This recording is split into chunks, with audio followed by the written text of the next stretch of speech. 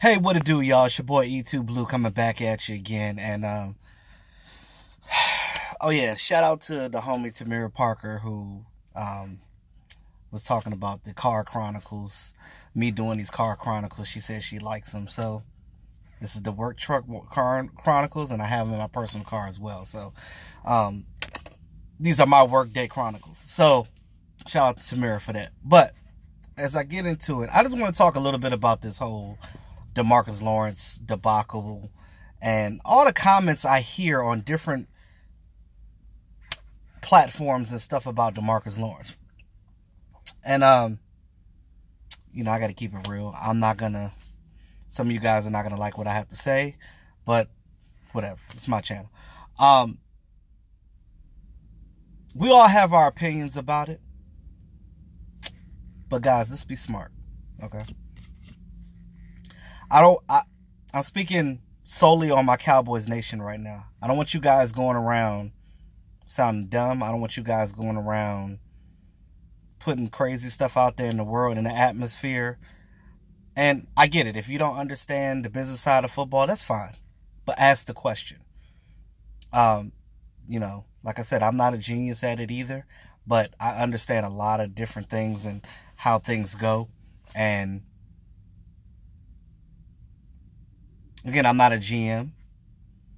I'm just speaking purely on things that make sense.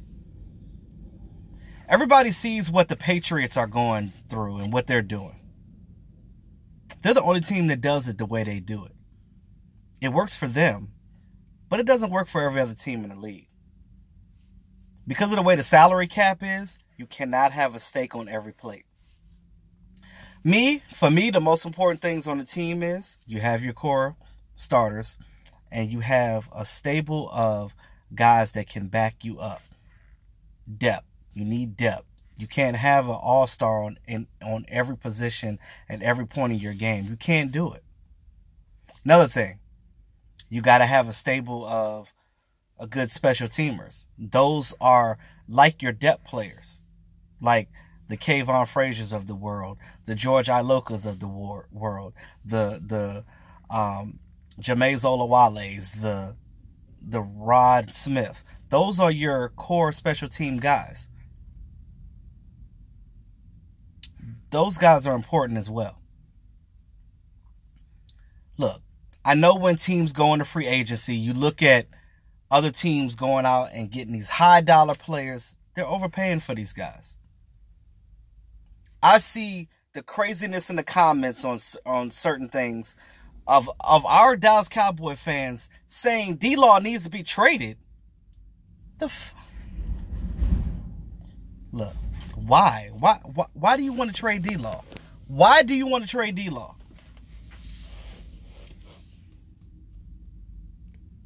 I'm about to get into that.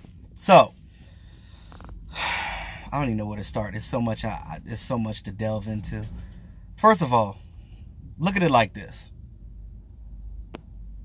If you trade D-Law, who the hell else you gonna get in there? Guys like D-Law are elite. They get paid elite money.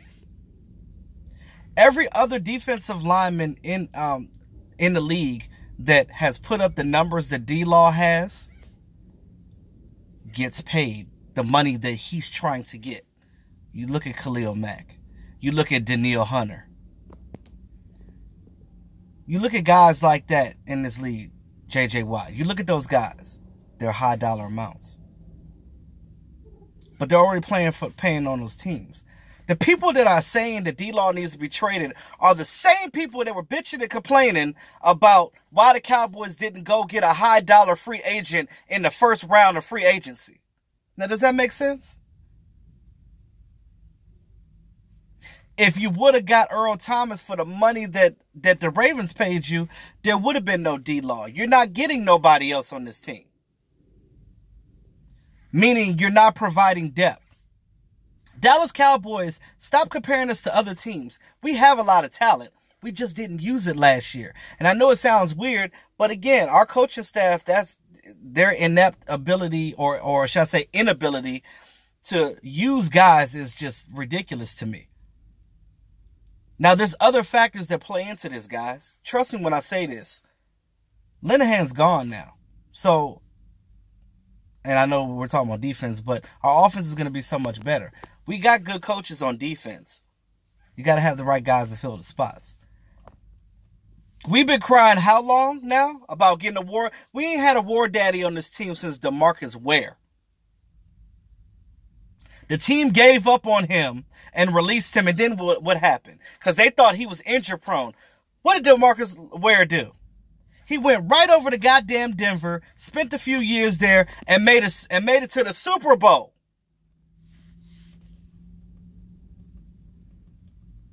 And he had a complement of players with him. He had Von Miller, and they had a stable of other average guys like how we have on our defensive line to help them get there on defense. Now, our defense is good, you guys.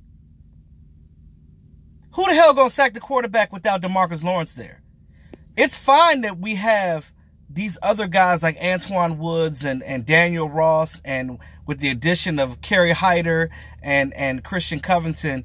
If you have an elite guy like D-Law on your line, those guys play better because their ability takes the pressure off of him and vice versa.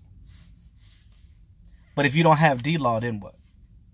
Those guys ain't going to be able to do it by themselves. I heard people say dumb stuff about, oh, well, Demarcus Lawrence didn't do nothing in the Rams game. C.J. Andrews just ran all over us. Okay. Did you watch the damn game? D-Law don't play defensive tackle. He don't play 1 or 3 tech. He's the end. They weren't rushing passes on the end. They were rushing up the damn middle, which is where Antoine Woods was. Come to find out, Antoine Woods had an injury, which is another reason why he didn't play well that game. He had the same damn surgery that Demarcus Lawrence was supposed to get. Now, since we're talking about Demarcus Lawrence's said surgery and the reason why he hasn't signed and won't sign or won't get the surgery done till then, do we even know if he even really got the surgery or not? He probably already got the surgery and just using that as bait to get the Cowboys to pay him more. I'm not defending D-Law. I don't know where his mindset is as far as that. But what I do know is Demarcus Lawrence wants to be a Dallas Cowboy. For those of you that want to trade him, he is the leader of your defense right now. He is the leader of the hot boys. Have you not seen what he's done with these defensive guys and got them playing good and got them together and have a cohesive unit? He puts that together. He's that glue of them. Just because Demarcus Lawrence is boisterous doesn't mean he's a problem. Look at it like this. He got suspended his rookie year, whatever. He had his 4-game suspension, whatever. He got that out the way. Dallas Cowboys didn't pay him last year, which I probably would have paid him last year to get that out the way, because you knew that once Danielle Hunter got his money, that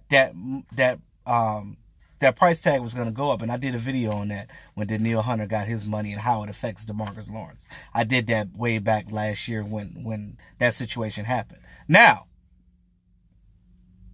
you look at Demarcus Lawrence right now. You look at the Cowboys wanted him to get another year to see what he does. He played on that torn labrum, that partially torn labrum. He didn't bitch or complain at all last season. He wasn't a problem. And what did he do? All he did was get you sacks. All he did was be the leader on the team in sacks. He did everything that you asked him to do, and he played phenomenal at an elite level. Now it's time to pay him, and now certain fans are out here talking about getting rid of him?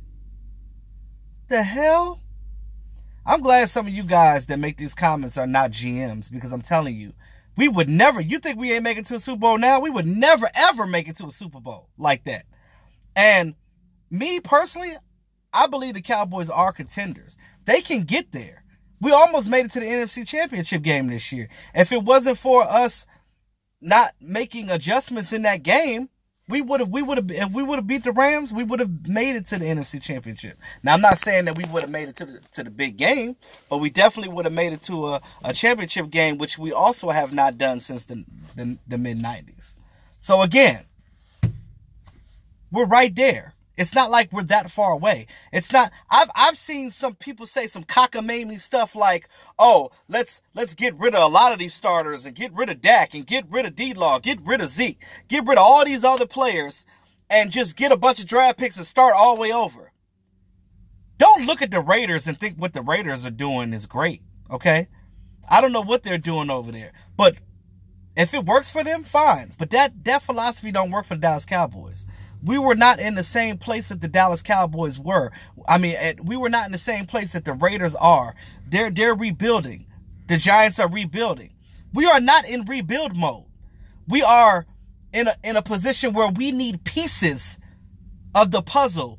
We're missing a couple of pieces to our jigsaw to get to that point. We're not that far away, guys. So with all that other crap, no, that goes out the window. It takes at least 2 to 3 years for a defensive lineman to come in from the draft, to come to the NFL from the collegiate level, to become an elite player. D-Law wasn't like that when he first got here. Some of y'all thought he was going to be a bust in the beginning. I know, because I've heard it. Now look at D-Law. Now he is at that level. He's that war daddy. He's made that step. And now y'all want to get rid of him? And put who in there? Oh, well, we get Quinn. Well, they should get Quinn anyway. Quinn plays on that left side.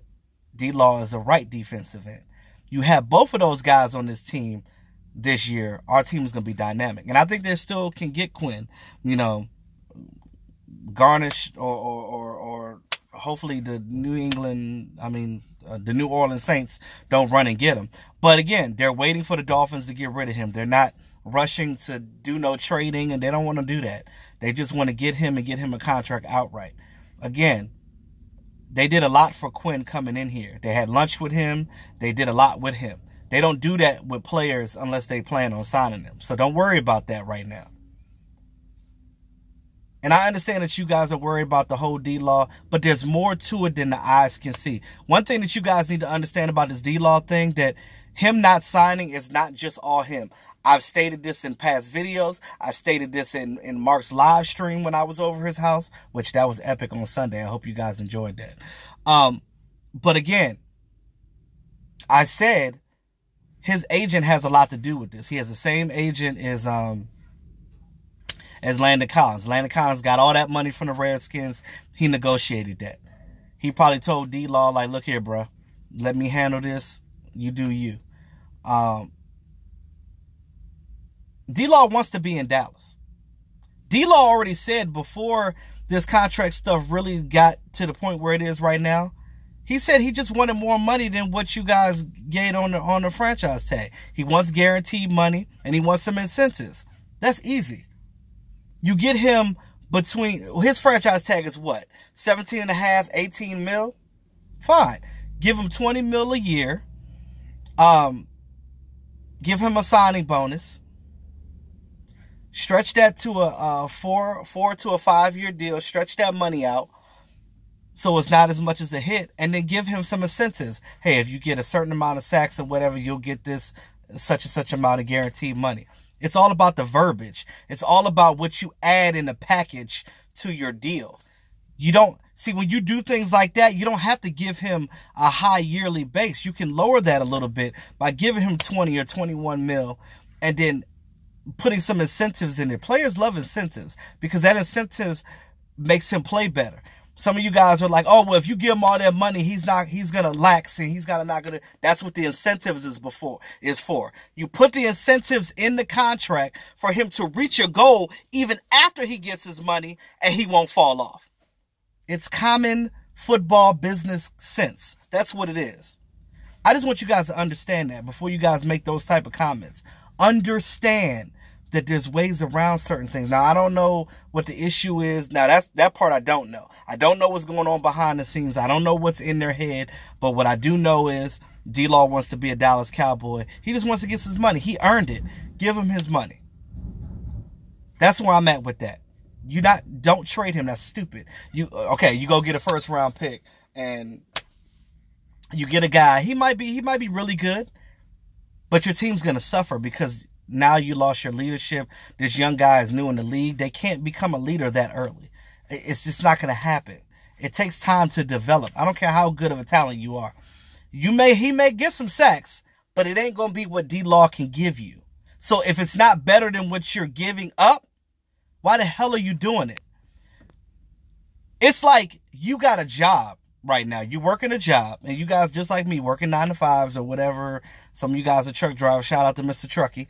You guys are doing different jobs. You get paid for what you do. If you're making a certain amount of money and you leave that job to get paid less, but then it's like, okay, well, maybe I'll get that money later. But you just left that money and you already had something good, and then like you just went to something else, and then now you just diminish it. So it's not smart for you to just do that and scrap what you did and start over. Ain't no starting over. Dak Prescott is going to his 4th year. Zeke Elliott is going to his 4th year. These guys need to win right now. We have pieces.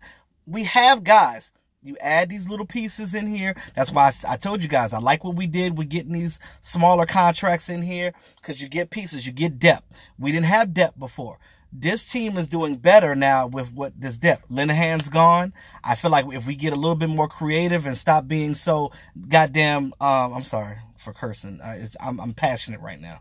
And stop being so conservative and do the right thing and switch things up so defenses and offenses don't know what we're doing. This team can do so much better than what they did last year and the years before. So again, as I digress, I don't know when they're going to get this deal done. I'm just praying it is for July. I don't know whether if D-Law was just using that whole surgery thing as a ploy, because he could have already gotten the surgery and none of us know. But I don't know. But like DMV said, I don't know why you would lie about something like that, because that messes you up. If you don't get the surgery, you're not going to play for the Dallas Cowboys. And even if it was some crazy reason to get traded, you can't do anything for another team because you're not available.